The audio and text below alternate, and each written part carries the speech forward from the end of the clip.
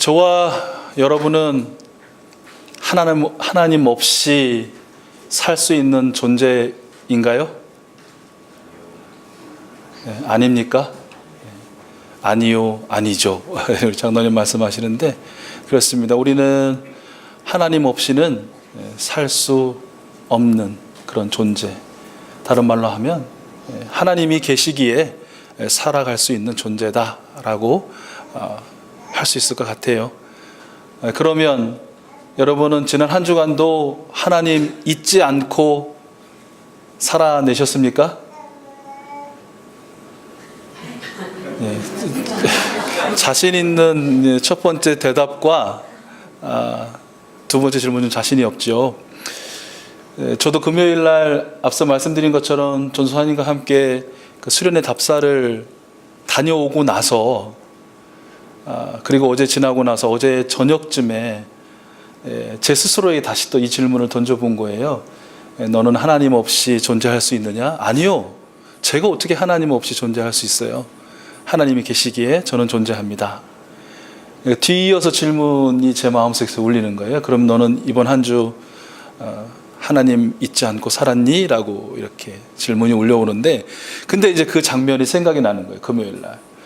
금요일 날 열심히 이제 차를 운전해서 갔거든요. 근데 그 영서에서 영동으로 지나는 터널을 지나기 전에는 구름이 좀 많이 꼈어요. 그래서 전도사님과 오늘 날씨 좋다.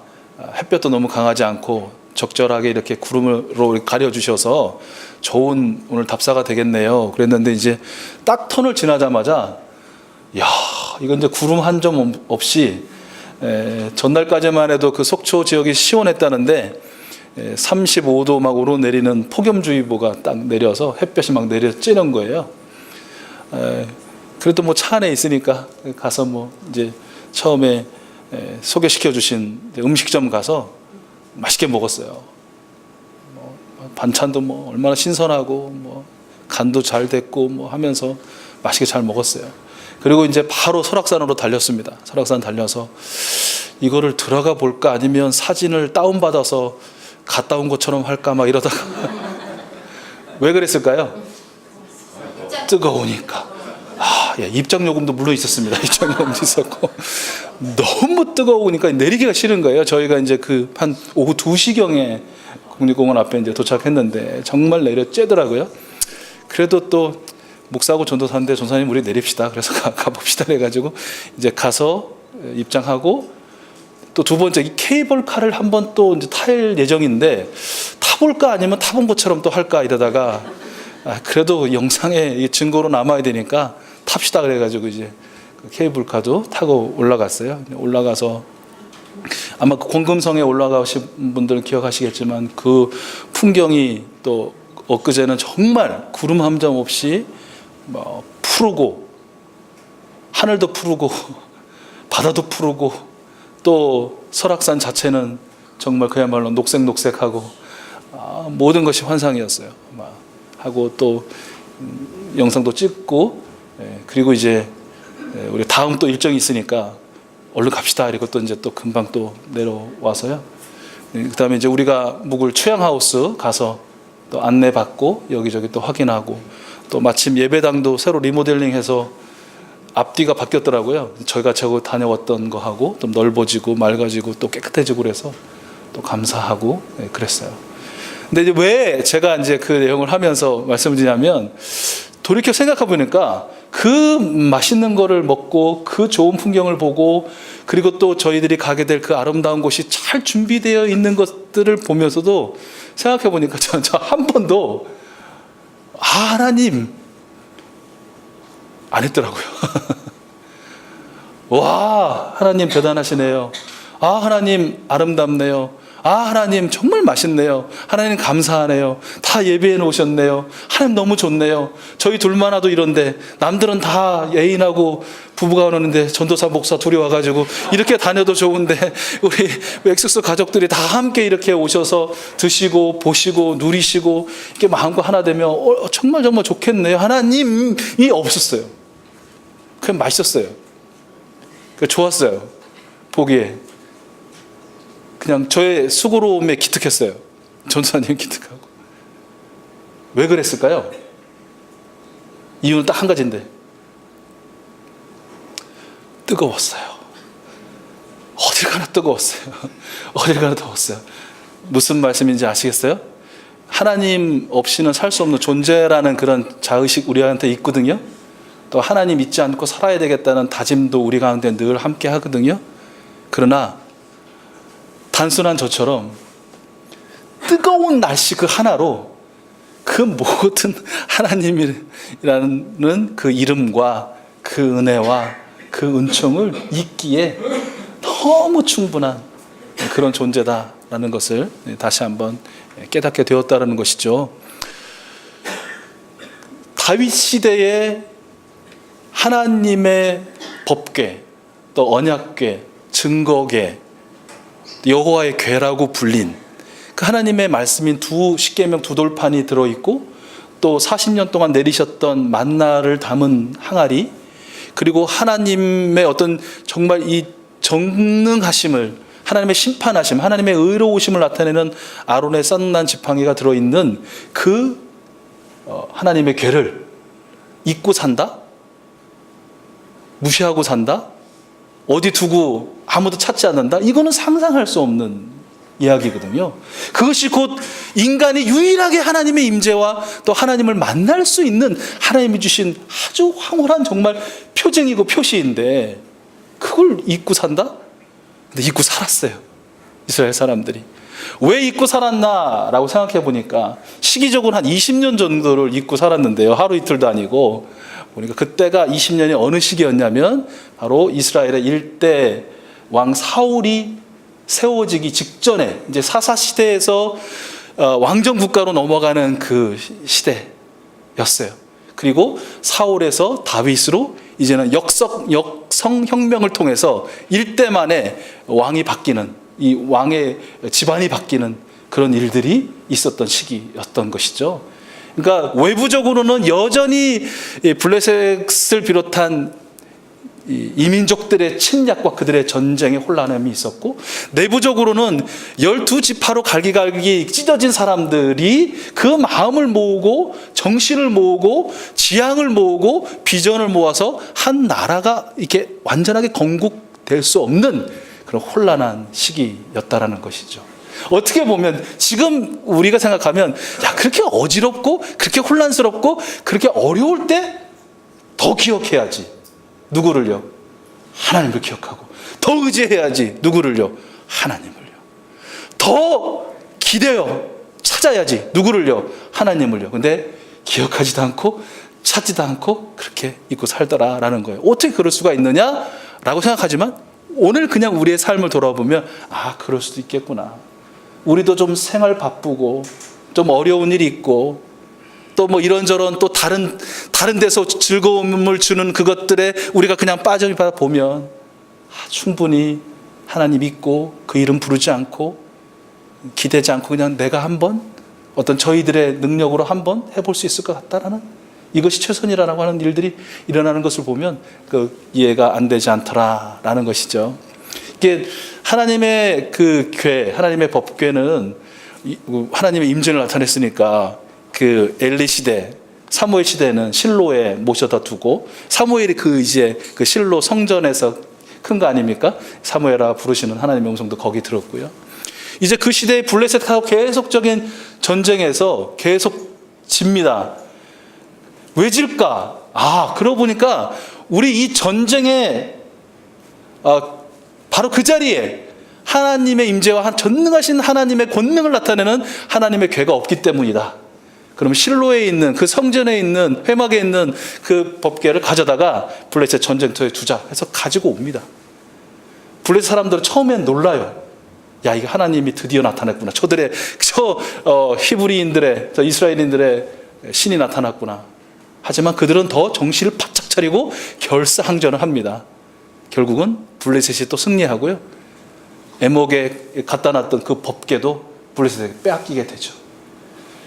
그 법궤를 탈취한 블레셋 사람들이 그걸 어디다 모시냐면 자신들의 신, 다곤 신을 모시는 그 신전에 같이 놓습니다. 이 신도 이 신, 이스라엘 저 센 신도 신, 뭐 그러면 한 신전에 모아두자 하고 거기에 보관하죠.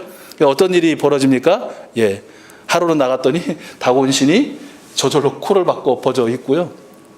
다시 세워놨더니 그 다음 날에는 다곤 신 상이 사지가 절단된 채로 또 꼬꾸라져 처박혀 있는 것을 보고, 야, 이제 알죠.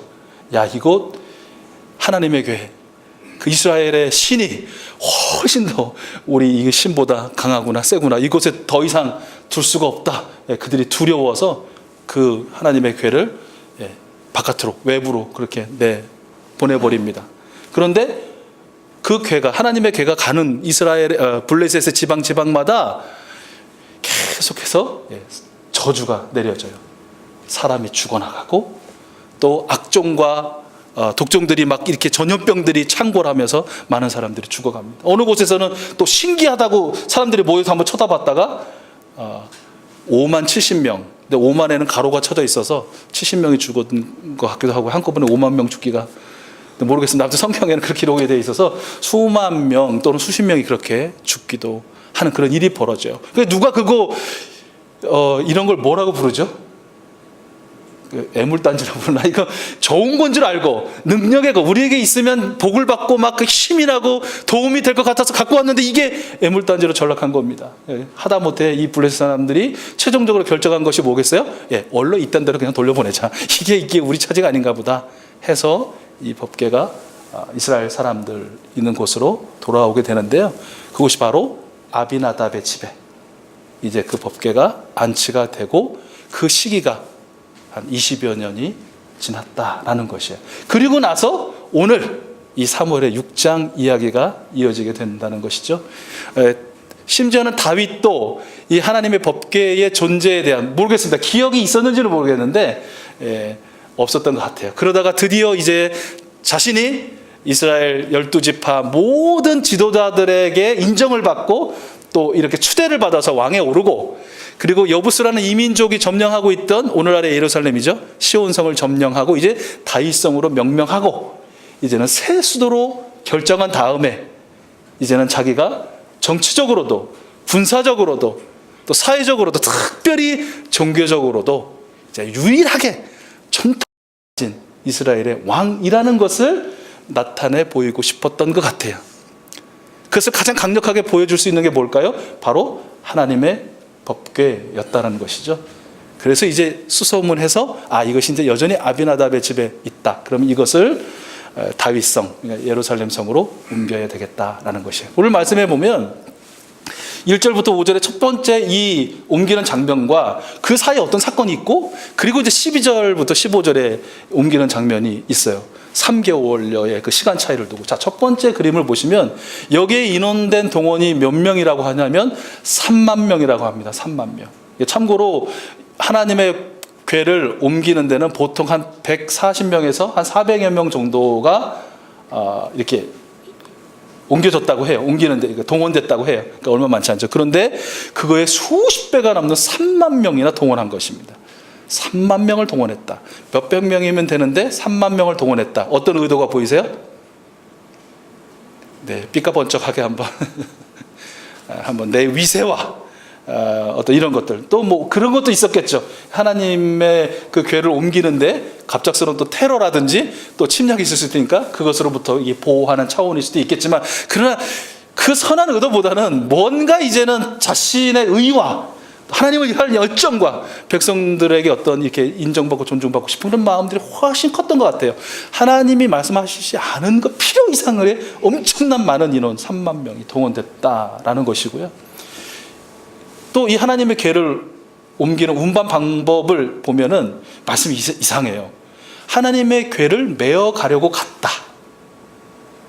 메러 갔어요. 이렇게 이게 고리고리에 연결해서 채에 깨서 이렇게 메는 거. 근데 막상 나올 때는 어떻게 나왔다고 성경 말씀에 기록되어 있어요? 새 수레. 한 번도 사용한 적이 없는 새 수레를 제작해서 그 수레에 아주 그냥 반듯하고 정성껏 싣고 나왔다라는 거예요. 그러니까 오늘날로 말하면 어디에 실은 걸까요? 하나님의 궤를. 여러분이 상상할 수 있는 바흐마흐 최고급 리무진, 한 번도 그 누구도 타보지 않은 아주 새 차에다가 번호판도 없는 거기다가 지금 모신 겁니다. 그렇게 싣고 나왔다는 거예요. 그리고 그것을 나오면서 가장 앞장서서 리더했던 사람이 누구냐면 바로 아비나답의 아들들 우사와 아효라는 사람이라는 것이고요. 그리고 그 규모라든지 또 옮기는 도구라든지 이런 또 그 당시 분위기를 보니까 사람들의 환호가 얼마나 엄청났을까요? 그렇죠? 여기 말씀해 보면 그냥 그 당시에 존재하는 모든 악기들이 다 총동원됐어요. 그 악기도 있던 거 본 게 아니라 다 새로 만들어가지고 막 정말 번쩍번쩍하고 막 소리들도 아주 그냥 웅장한, 그리고 수많은 사람들의 환호성이 있는 그런 법궤 이동이 그려졌다는 것이죠. 근데 그것이 끝까지 예루살렘으로 가지 못하고 중간에 스톱, 탁 끊어지게 됩니다. 그리고 나서 3개월 뒤에 그 끊어진 다음에 이제 필름이 끊어진 상태에서 다시 이어져 가지고 12절 이하의 말씀이 나오는데요. 12절 말씀을 앞선 1절 말씀 이하에 그 비교해 보면 여기에는 얼마나 사람들이 동원됐을까요? 기록이 안 돼 있어요. 몇 명인지는 사실 이 본문 가지고는 몰라요. 근데 이 본문을 또 설명하고 있는 병행 구절인 역대기에 보면, 역대상에 보면 870명. 엄청 줄었죠? 물론 870명도 보통 법궤를 옮기는데 동원되는 인원보다는 좀 많아요. 그러나 앞서서 3만 명이나 동원됐다는 것에 비해 보면 수십 배 적어졌어요. 870명. 자, 그리고 이 궤를 옮기는 운반 방법이 아까 어디다 실었다고요? 세술에 리무진. 근데 여기 말씀해 보면 어깨에 메었다고 돼 있어요. 다른 것 사용하지 않고 그저 사람이, 바로 사람 자신이 운반 도구가 된 것입니다. 어깨에 메고. 아까 지도자가 누구였다고 했죠? 우사와 아효, 아비나답의 아들들. 그런데 오늘 말씀해 보면, 그리고 이 말씀을 설명하고 있는 역대기를 보면 제사장과 레위인들, 그리고 시끌벅적하게 아주 소란한 그러한 이 과정보다는 소박하고 다윗의 솔로 댄스가 아주 강조된, 혼자 막 그 옷을 입고 막 바지가 내려갈 정도로, 옷이 벗겨질 정도로 춤을 추는 모습이 이제 그 뒷부분에 이렇게 연결이 됩니다. 자, 이 첫 장면과 3개월 뒤에 이 후 장면, 그 사이에 도대체 어떤 일이 있었을까? 도대체 무슨 일이 있어서 아주 멋지게 시작한 궤 운반 작업이 중단되었다가 수개월 지난 다음에 다시 되어 결국에는 그 예루살렘 성에 이 하나님의 궤를 안치할 수 있었을까? 어떤 사건이 있었을까요? 여러분이 한 번쯤 다 들어보셨을 그 유명한 우사의 죽음의 이야기가 들어있습니다. 다 아시겠지만 혹시 모르실까 봐 설명드리면, 이제 그 궤를 옮기다가, 첫 번째 궤 옮기다가 새 수레가 끄는 소가 있었을 거 아니에요? 그런데 그 소가 갑자기, 요즘 말로 하면 엔진 이상이 된 거죠. 막 라지에이터가 뜨거져가지고 막 뭐가 쏟아나오든지 소들이 막 날뛰면서 수레에 실렸던 법궤가 막 흔들리는 것입니다. 땅에 떨어질 것 같았나 보죠. 그런데 바로 우사라는 사람이 그 곁에 있다가 나름대로는 이 하나님, 존귀하신 하나님의 이 궤가 혹시나 땅에 떨어질까봐 그 궤를 손으로 막습니다. 붙잡습니다. 그런데 그 순간 어떤 일이 벌어졌죠? 그 우사라는 사람이 그 자리에서 즉사를 하게 됩니다. 다윗을 비롯한 모든 사람들에게는 이 일이 정말 엄청난 충격이에요. 공포였겠죠. 두려움이었을 것입니다. 막 나팔을 보고 춤을 한참 추고 있는데 하는 순간에 모든 사람의 말소리가 잦아들고 모든 행동이 멈춰졌을 것입니다. 그리고 그 법궤 앞에 꼬꾸러져 있는, 지금까지 너무나 멀쩡하고 당당해 보이고 아름다워 보였던 그 우사라는 사람의 시신을 그들이 목도하게 된 것이죠. 이제 이런 얘기를 드리면 억울합니다. 우사가 뭐가 잘못한 게 있습니까? 그거 나름대로 하나님 보호하려고, 법궤 보호하려고 한 거 그것뿐인데 세상에 그거 만졌다고 죽이시다니 하나님은 너무하십니다. 이런 쪽으로 막 약간 이제 삼천포로 빠지는 거죠. 우리는 이 우사의 죽음, 그러니까 저는 어떻게 보면 다윗이라는 그 지도자, 또는 그와 함께 했던 종교 지도자들의 무지와 무시가 결국은 한 사람, 웃사라는 사람의 희생을 이렇게 희생당할 수밖에 없게 만들었다. 그러니까 웃사는 희생자인 것이죠. 어떤 사건에. 그 당시에 있었으면 아마 이렇게 조의를 표했을 것 같고, 아무튼 그 웃사라는 애먼 사람의, 꾸준 사람의 그런 어떤 희생을 통해서 다윗을 비롯한 이스라엘 백성들이 이제는 돌이키고 회개하고 그리고 원래의 자리로 돌아올 수 있게 되었다라는 것입니다. 무엇입니까? 그들의 첫 시도는 물론 하나님을 받들고 하나님을 모시고 하나님께 영광을 돌리고 하나님을 영화롭게 하는 일이라고 생각했겠죠. 그래서 더 많은 사람, 더 많은 인력, 더 많은 재정, 더 많은 거리, 더 많은 보화, 더 많은 아주 신선한 방법들을 생각해냈겠죠. 그것이 최선이라고 생각했겠죠. 누구를 위해서? 하나님을 위해서. 그러나 우리가 이미 아는 것처럼 그들의 의도는, 다윗의 의도는 따로 있었다는 것이죠. 바로 자기 자신을 위한 의도, 바로 자기 민족을 위한 의도, 하나님을 위해서라고, 하나님의 영광을 위해서라고 포장을 했지만, 그러나 그 속셈은, 그 저희는 자기 자신을 위한 것이 되어질 때 하나님께서는 심판하지 않을 수 없었다는 것입니다. 우리 사랑하는 이수수 가족 여러분들도 항상 어떤 이러한 두려움을 가져야 될 것 같아요. 한 교회를 담임하는 목사들이나 또 섬기는 어떤 그런 직원들뿐만 아니라 정말 하나님 사랑합니다. 지난주에 말씀을 통해 들은 것처럼 정말 하나님의 긍휼은 정말 포기하지 않으시는 영원하신 그 사랑이지. 맞습니다. 하나님은 사랑이 맞으시고 긍휼이 맞으세요. 그러나 때때로는 하나님이라는 그 이름 때문에 그 이름만 들어도 몸에서 떨림이 오고 전율이 있을 수 있는 그 두려움이라고 할까요? 하나님은 하나님이시다라는 그것. 그 하나님 앞에 나는 정말 아무것도 아니에요. 그분이 만들어주신 온 우주 만물에 정말 보이지도 않는 하나의 작은 피조물이라는 그런 의식이, 그런 생각이, 그런 강한 느낌이 우리 가운데 있어야 되겠다. 하나님을 하나님으로서 두려워할 줄 아는. 왜 아시죠? 손자들, 할아버지들이 오냐 하면 나중에 뭐 한다고요? 할아버지? 수염을 잡아당긴다는 말이 있습니다.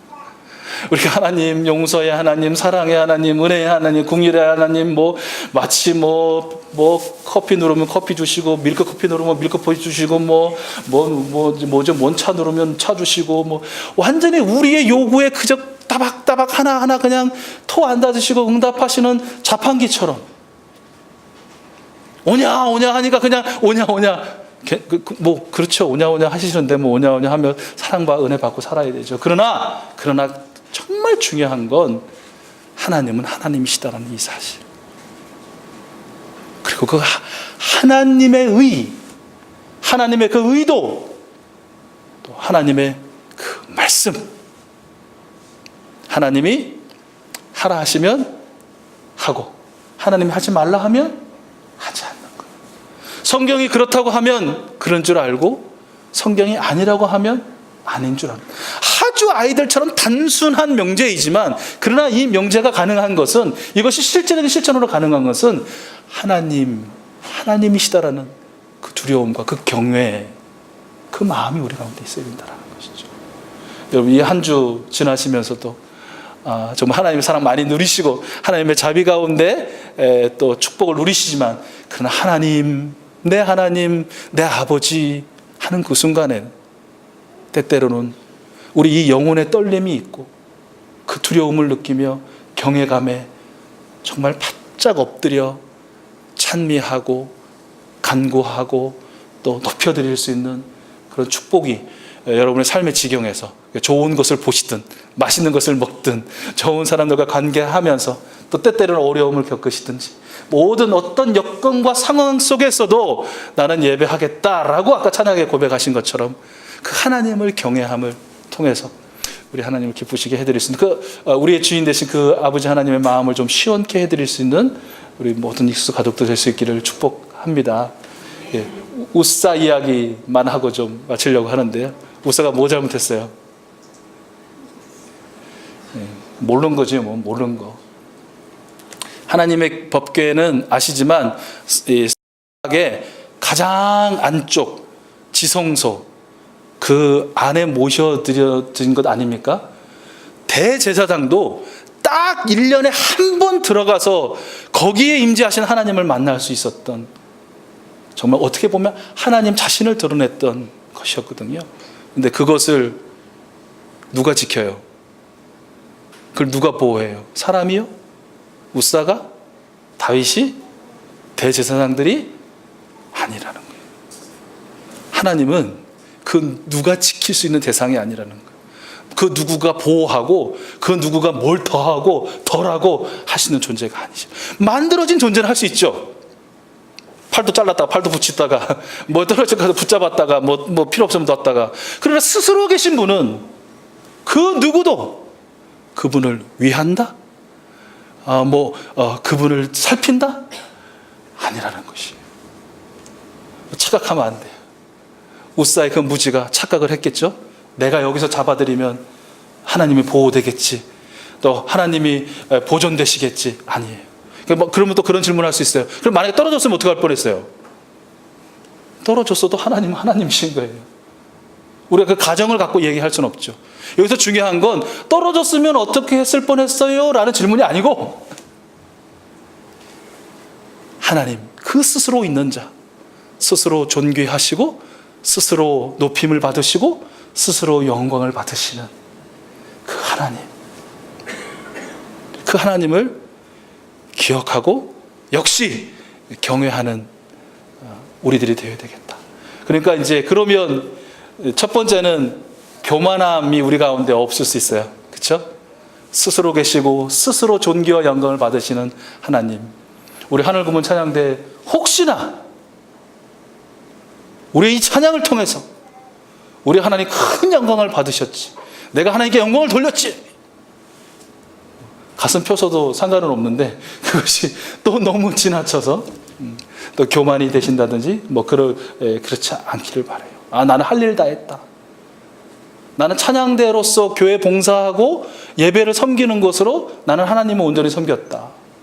나머지는 생략 조금 덜, 아니면 좀 옅게? 아니에요.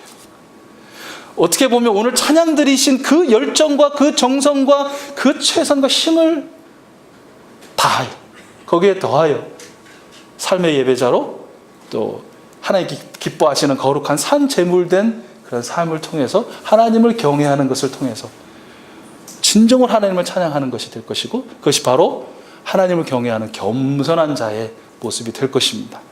우리 귀한 찬양대원들 한 분 한 분이 그렇게 이 한 주간도 살게 될 줄로 믿고 그런 삶을 살 수 있기를 축복드립니다. 예, 우리도 마찬가지. 그리고 반대로, 교만 반대로 너무 또 비하하시거나 비관하지만 나는 이것도 못하고 저것도 못하고 할 수 있는 것도 없고 해서 하나님께 영광이 안 드리고 안 되고 투덜투덜하고 나도 못하니까 너도 못해라 이러면서 하나님은 그렇게 또 힘들고 어려운 존재로서 여러분은 병들었을 때 여러분 그 모습 그대로 또 하나님께서 인정하시고 또 그 모습 그대로 기뻐 받으시고, 어려움에 처한 그 모습 그대로 또 하나님을 경외하는 여러분들을 또 긍휼히 보시고 또 여러분을 구원하시고 여러분을 도와주십니다. 그분이 한 하나님이시죠. 그저 너무 자책하고 자괴하지도 마시고 그렇다고 너무 교만하지도 마시고, 그저 이 한 주간은 하나님은 하나님이시다. 그리고 그 하나님 앞에 나는 정말 아무것도 아닌 존재인데 그분이 오늘 나를 아들로 부르시고 나를 딸로 부르신다. 정말 두렵고 떨리는 마음으로, 경외하는 마음으로. 경외한다는 게 뭘까요? 사랑하고 두려워하는 걸 합친 것을 경외한다고 말씀하신 분 계시더라고요. 제가 그 말씀에 동의하는데, 하나님을 사랑하고 하나님을 두려워하는 마음으로 사시되, 세 가지 기억하세요. 하나는 내 의도가 아닌 하나님의 말씀대로, 또 내 의와 선을 앞세우지 말고 하나님의 사랑과 하나님의 공의를 앞세우는 마음으로. 그리고 다윗 같은 경우 보면 전쟁 때는요 열심히 기도합니다. 하나님 전쟁할까요 말까요? 해. 그러면 하나님 그러면 전략을 어떻게 쓸까요? 이렇게, 예, 알겠습니다. 해요. 근데 이상하게 이 법궤를 옮기는 장면에서는 기도가 없었어요. 나중에 기도해요. 나중에. 이걸 겪은 다음에. 어떤 거는 기도할 만하고 어떤 거는 하나님께 기대지 않아도 되는 게 있을까요? 아니에요. 여러분의 모든 삶의 걸음걸음, 세상에서 크다고 말하고 작다고 말하고, 이거는 너가 구해야 되고 이건 네가 안 구해고 네가 마음대로 해도 돼, 네 뜻대로 해도 돼 라는 것들이 있을지라도, 그러나 사소한 것 하나하나라도 항상 하나님을 경외하는 여러분은 하나님께 여쭙는, 하나님께 기도할 수 있게 바라고요. 그리고 말씀을 통해서든 생명을 통해서든 환경을 통해서든 응답 주시거든 그 말씀대로만 순종하고 순복하는, 참으로 하나님을 경외하는 멋진 우리 하나님 아들, 딸들이 다 될 수 있기를 소원합니다.